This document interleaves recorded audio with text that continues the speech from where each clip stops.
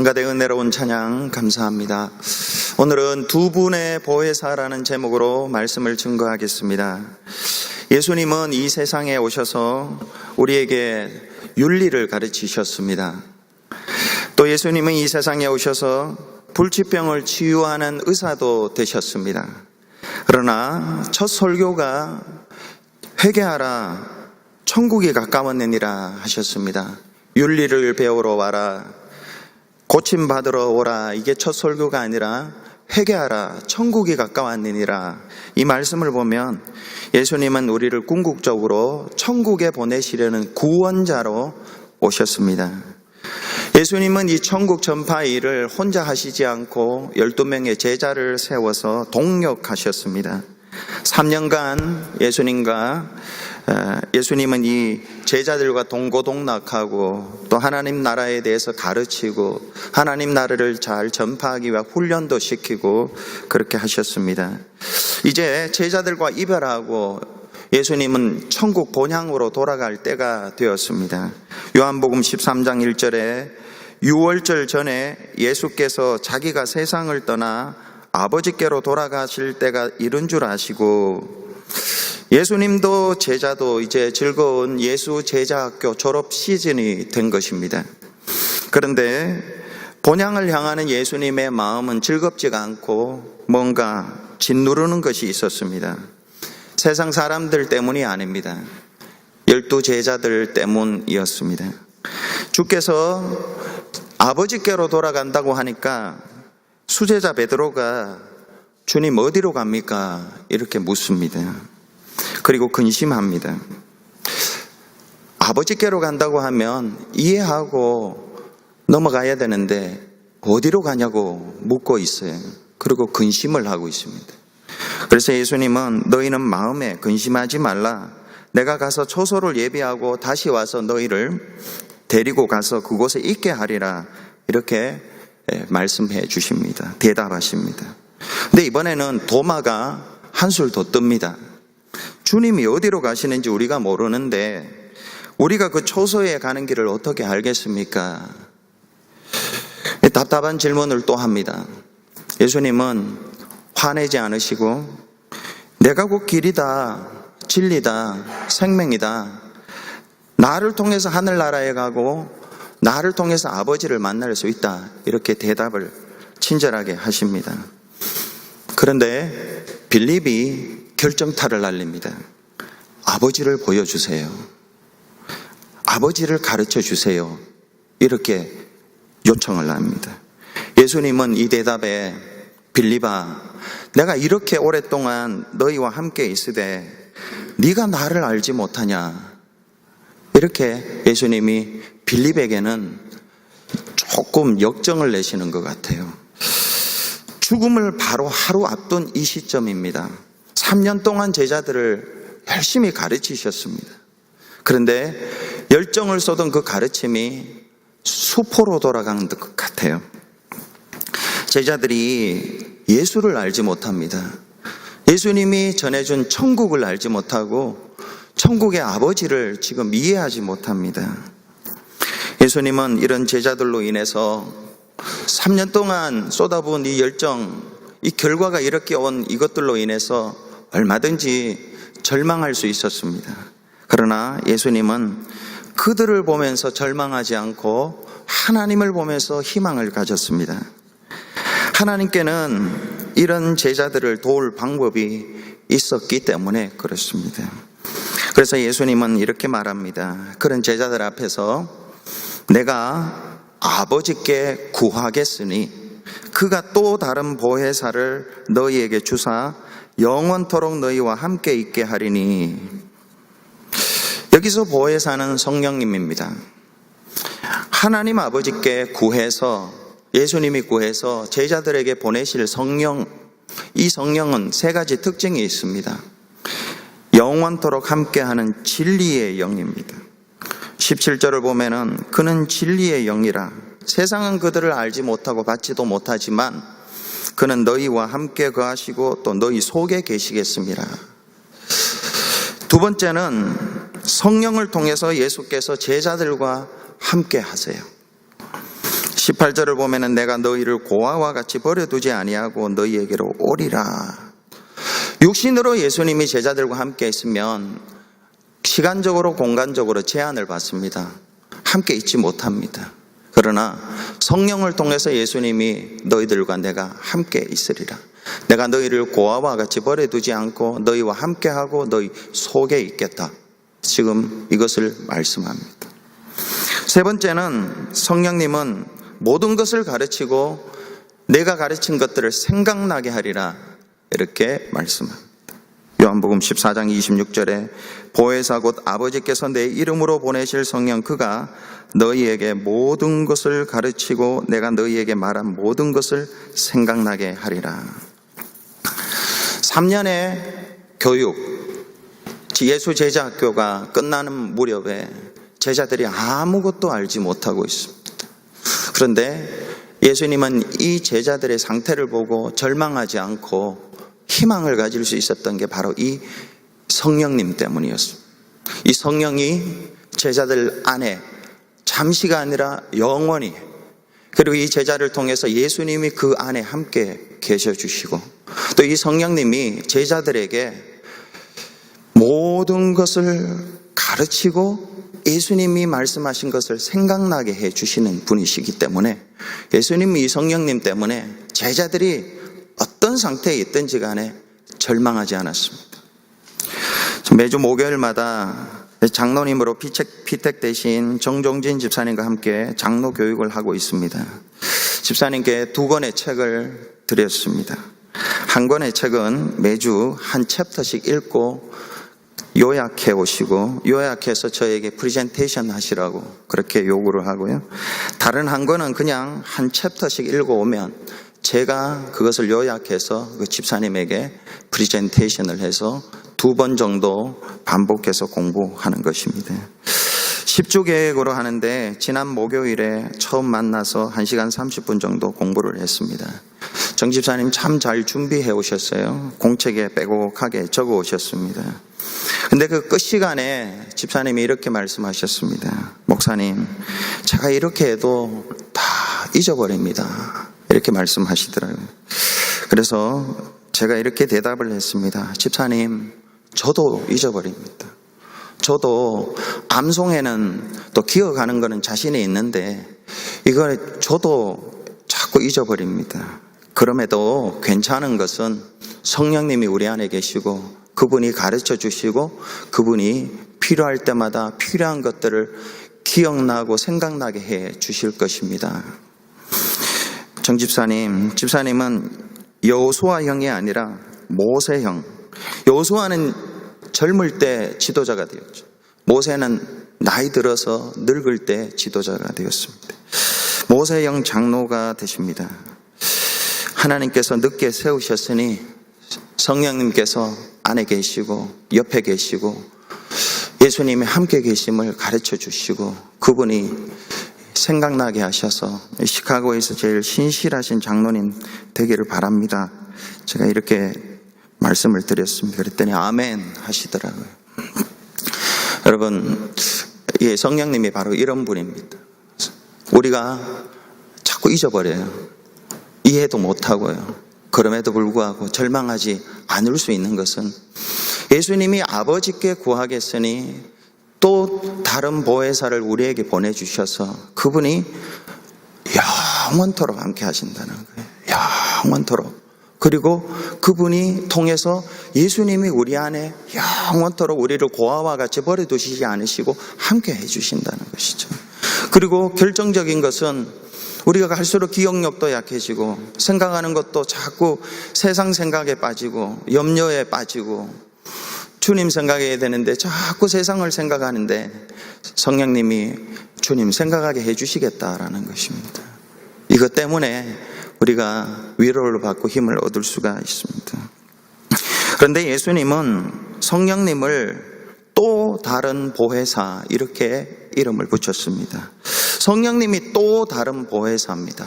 그렇다면 다른 보혜사가 있다는 것이죠. 또 다른 보혜사가 성령님이시니까 다른 보혜사가 있습니다. 한 분 더 있어요. 그분이 누군가 할 때요, 요한일서 2장 1절에 이렇게 기록하고 있습니다. 나의 자녀들아, 내가 이것을 너희에게 쓰면 너희로 죄를 범하지 않게 하려 함이라. 만일 누가 죄를 범하여도 아버지 앞에서 우리에게 대언자가 있으니 곧 의로우신 예수 그리스도시라. 여기 우리에게 대언자가 있으니 했습니다. 여기서 이 대언자가 다른 말로 보혜사고요, 이 헬라어로 파라클레테라는 단어인데요, 이것이 신약 성경에 딱 2번만 쓰여 있습니다. 요한복음 14장 16절과 요한일서 2장 1절입니다. 요한일서 14장 6절에는 또 다른 보혜사 파라클레테, 요한일서 2장 1절에는 우리에게 대언자 파라클레테, 똑같습니다. 그러니까 한 분의 보혜사는 이 요한일서 2장 1절에 나오는 보혜사, 대언자는 예수 그리스도십니다.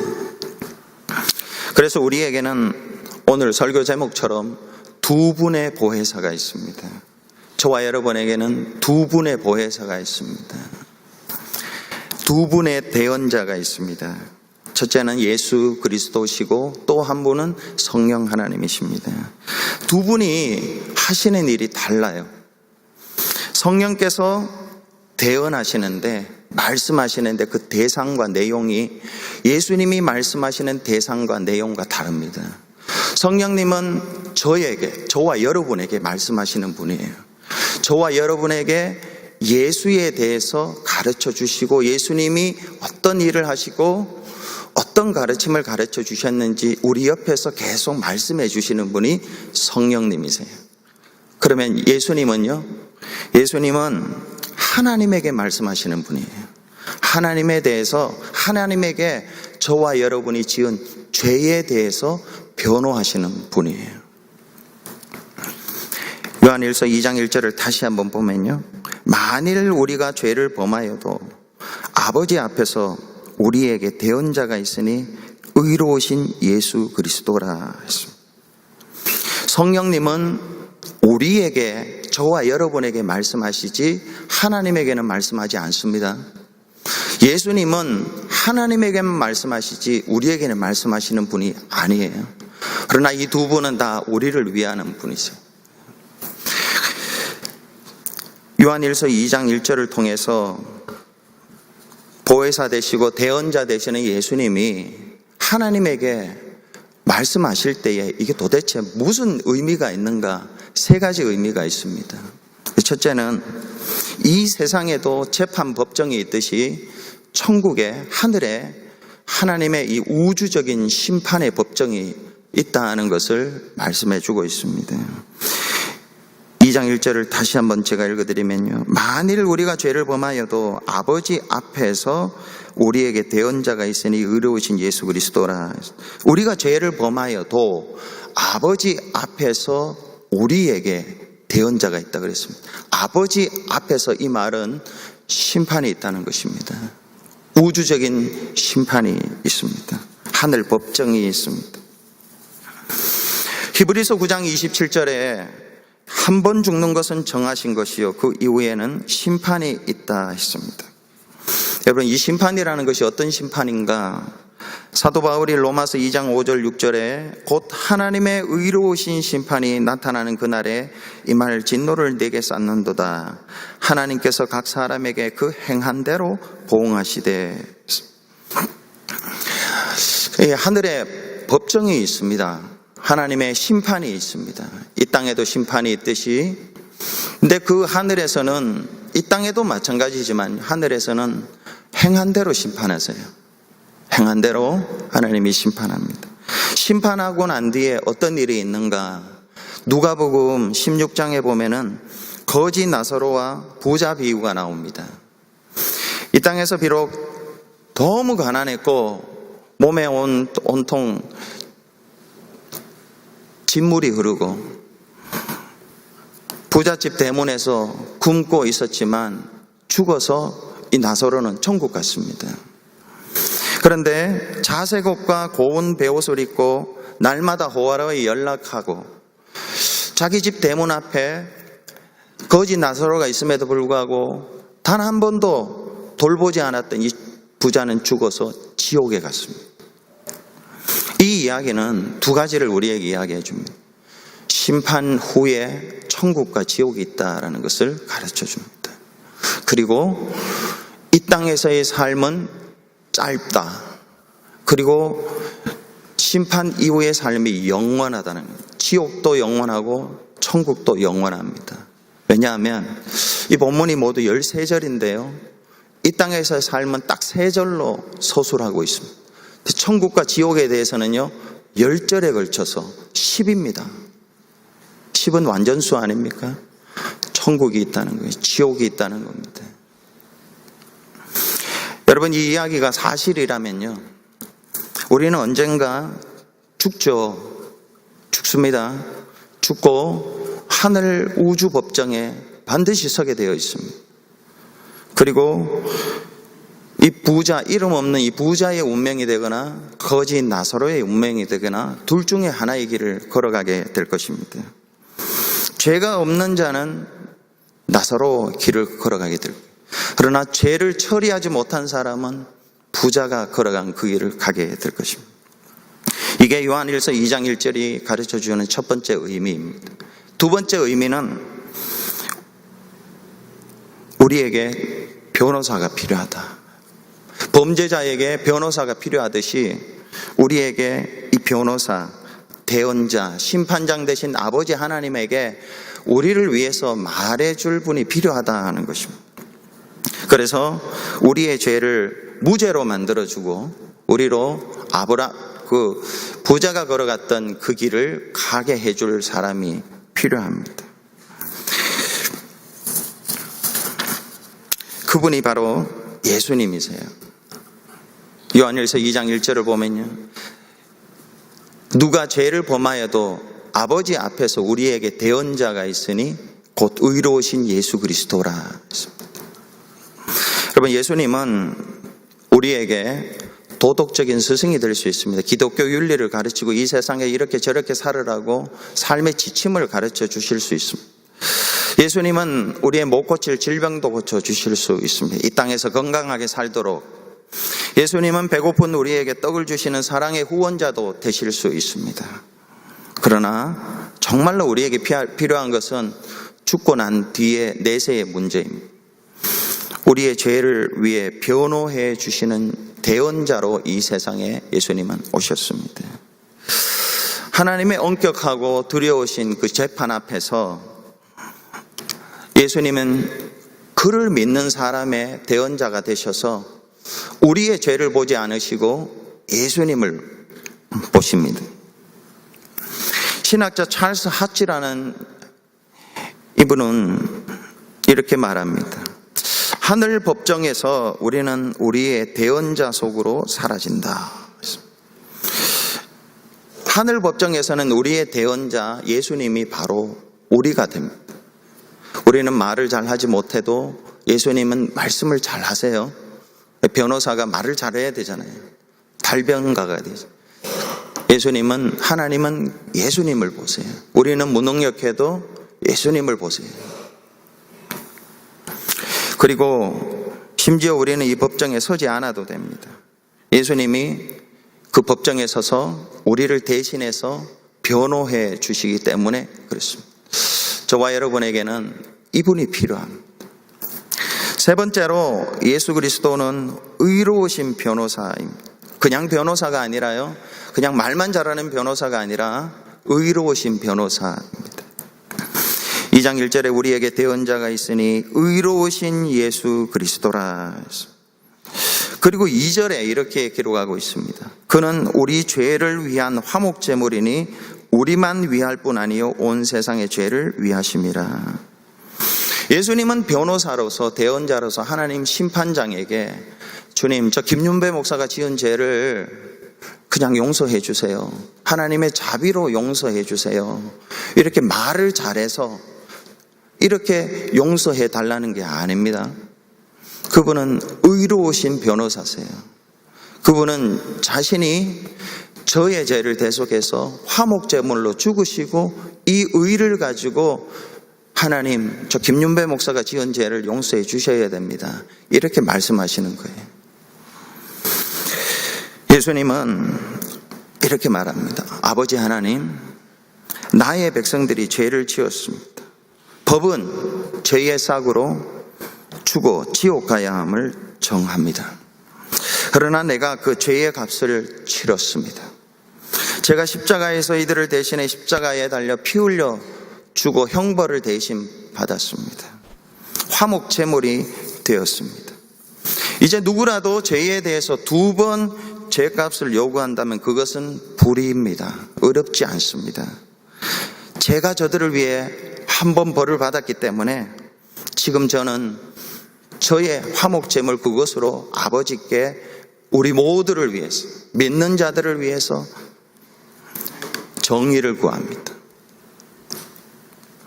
이 예수를 대언자로, 변호사로, 의로우신 예수를 변호사로 믿는 우리는 하나님의 심판에서 의롭다고 칭함을 받고 마침내 거지 나사로가 같던 이 땅에서 우리의 삶이 비참하고 힘들고 어려워도 그 끝이 짧습니다.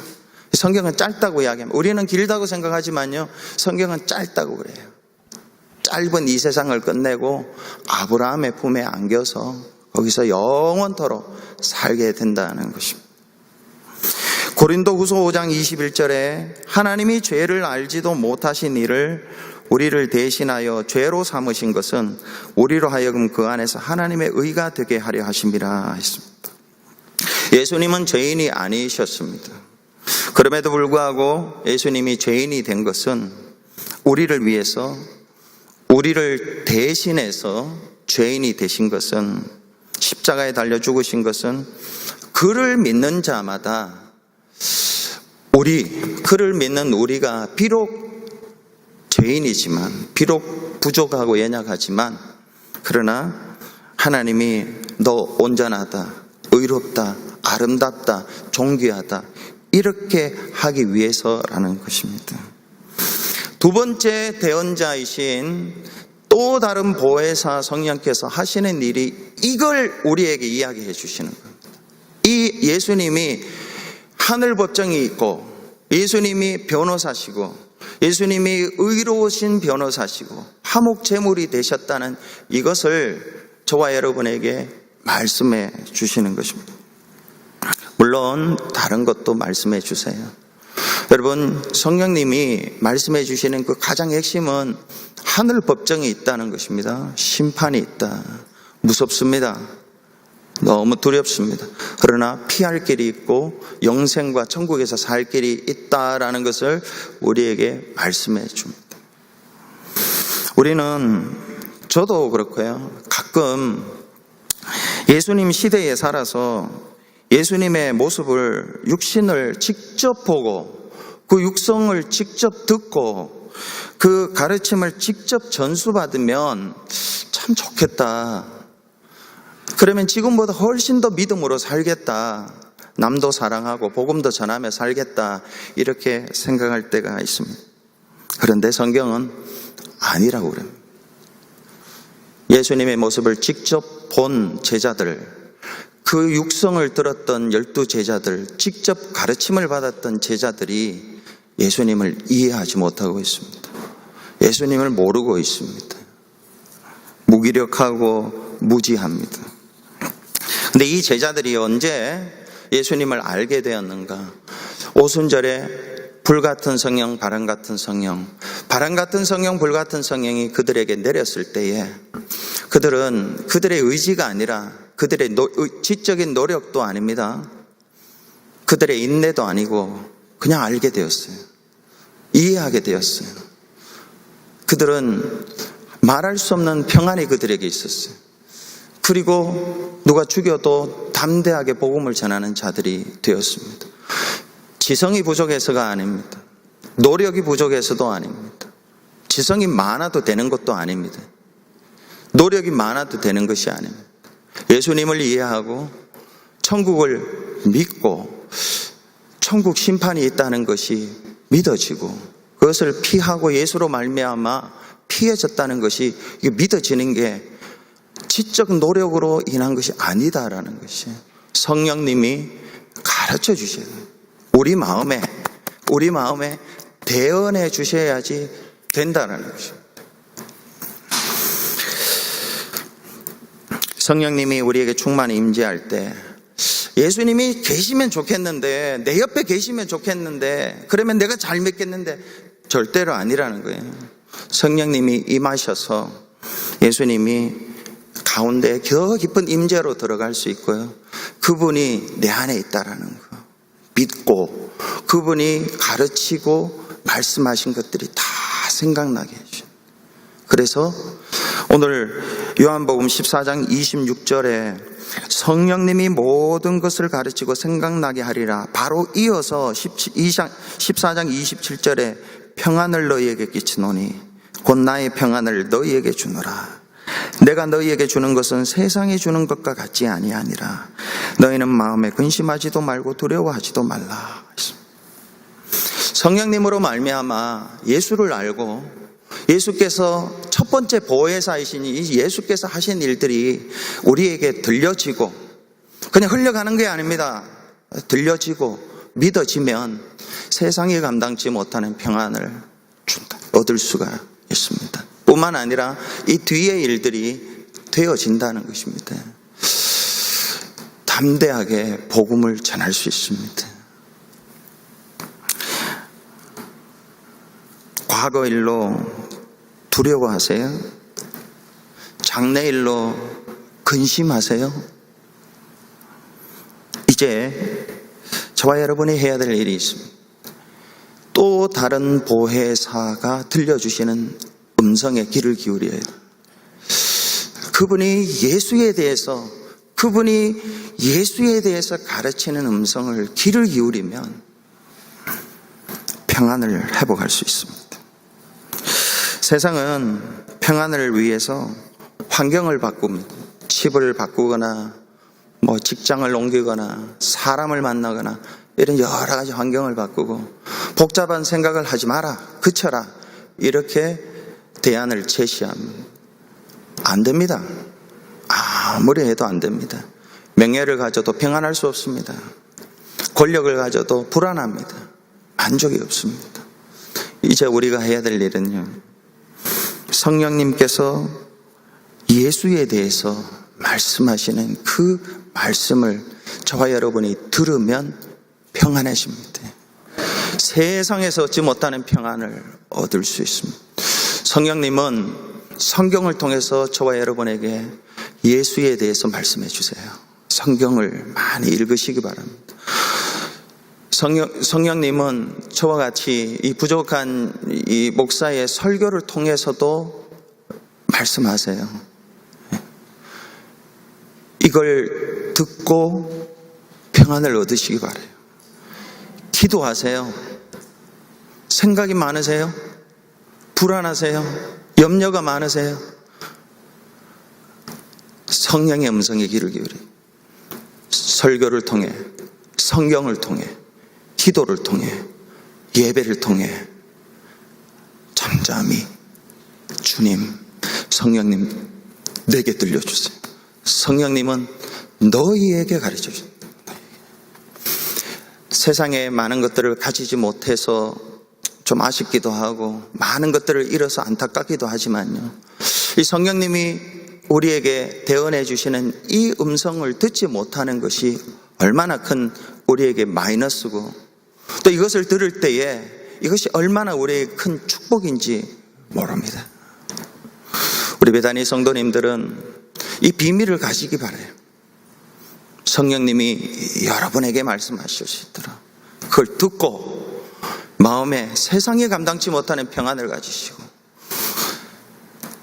사람들이 우리를 죽이려 해도, 환경이 어렵고 힘들어도 예수님을 알면 뛰어넘을 수 있습니다. 복음을 전할 수 있습니다. 이게 부족하지 그 어떤 것도 부족하지 않습니다. 그런 저와 여러분 되시기를 바랍니다. 우리 함께 말씀 생각하면서 잠시 기도하겠습니다.